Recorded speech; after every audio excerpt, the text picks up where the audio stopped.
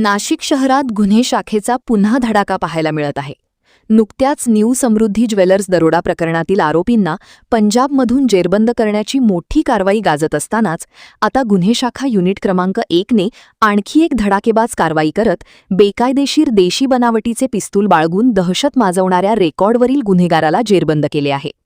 गुन्हे शाखा युनिट क्रमांक 1 कडील पोलीस अंमलदार विलास चारोस्कर आणि आप्पा पानवळ यांना गुप्त माहिती मिळाली होती की रेकॉर्डवरील आरोपी राहुल दिलीप जाधव, राहणार राजीवनगर, गोवर्धनगाव, गंगापूर, नाशिक हा ध्रुवनगर गुलमोहर कॉलनी परिसरात देशी बनावटीचे पिस्तूल घेऊन फिरत असून नागरिकांमध्ये दहशत निर्माण करत आहे. ही माहिती वरिष्ठ पोलीस निरीक्षक डॉक्टर अंचल मुदगल यांना देण्यात आल्यानंतर त्यांच्या मार्गदर्शनाखाली पथकाने सापळा रचत रात्री 12 वाजेच्या सुमारास ध्रुवनगर परिसरात कारवाई केली.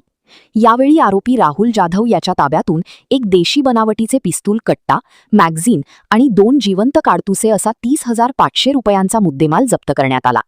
ही कारवाई पोलीस आयुक्त संदीप कर्णिक, पोलीस उपायुक्त किरणकुमार चव्हाण आणि सहाय्यक पोलीस आयुक्त संदीप मिटके यांच्या मार्गदर्शनाखाली पार पडली.